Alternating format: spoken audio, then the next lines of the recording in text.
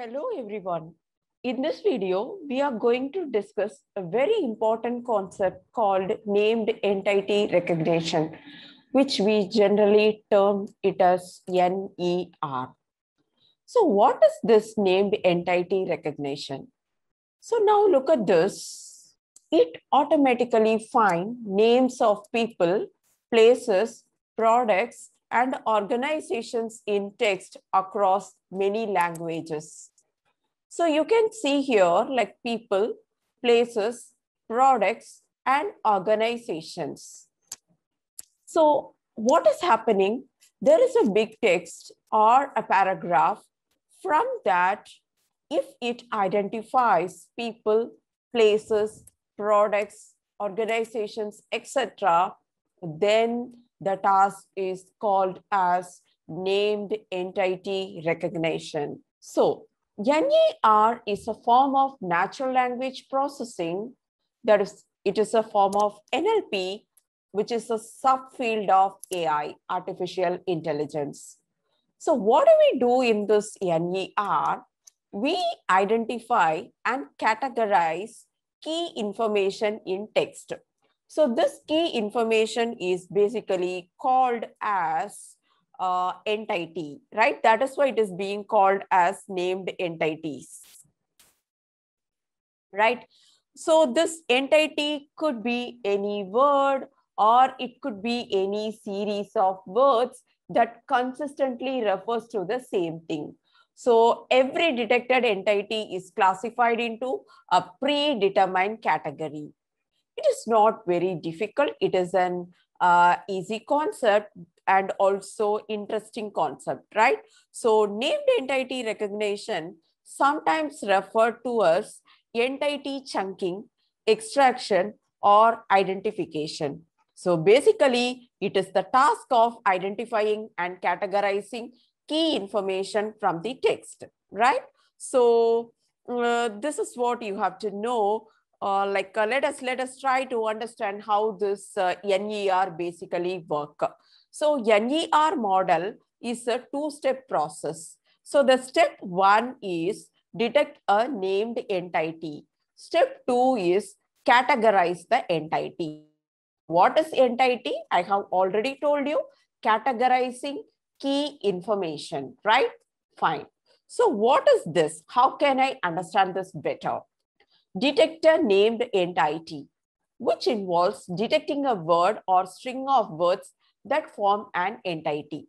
So each word represents a token. We all know that, right? So the University of Delhi, when you say this University of Delhi, it is a string of basically 4 tokens that represent one entity, right? Fine. So the second step is that categorize the entity, right? Categorize the entity. So here, what I try to say is it is basically not 3 tokens, it is basically 4 tokens, the University of Delhi, right? So these all represent one entity, right? So the second one is that categorize the entity. So this step requires the creation of entity categories. So let us see that what it is. So how do we categorize the entity in NER model? It could be person, it could be organization, it could be time, it could be location, it could be work of art, right? So when we say person, say for example, Mahatma Gandhi, it could be a name, right? Arvind is a name, Sundar Pichai is a name, right? And then when we say Google, basically it is an organization, MasterCard, Amazon or organization. And then 2016, 1424, 2 p.m. These are all examples of time. And Bangalore, Noida, Singapore, these are all locations. Hamlet, Guernica, Exelon Main ST. So these could be work of art. So this is something similar to that, right? Whenever we have a paragraph, from that it tries to extract the information, right? So basically it is information retrieval. So we can create our own entity category. Say, for example, I'm working on some other task and I want to extract a few entities, right? So as per the requirement of me, as per the requirement of my task, I can recreate or I can generate my own entities, right? So as well as we provide granular rules for which entities belong to which categories in instances of ambiguity or task specific ontologies, right? Fine. So what are the applications of NER, right? What are the applications of NER? So like I can tell you clearly that this can be suited to any of the situation which is a high level overview of a large quantity of text. So we will say at a glance, if we have to understand the subject or theme of a body of text, and we can quickly group text based upon the relevance or similarity, right? So one example, what I can say is human resources. This actually we use in most of the industries, or we use, say for example, I'm hiring 2 people, but I'm receiving applications from around 1,000 people. Now, how it is possible? Is it possible to go through all the 1,000 resumes and figure out like whom I am going to call for the first level of interview?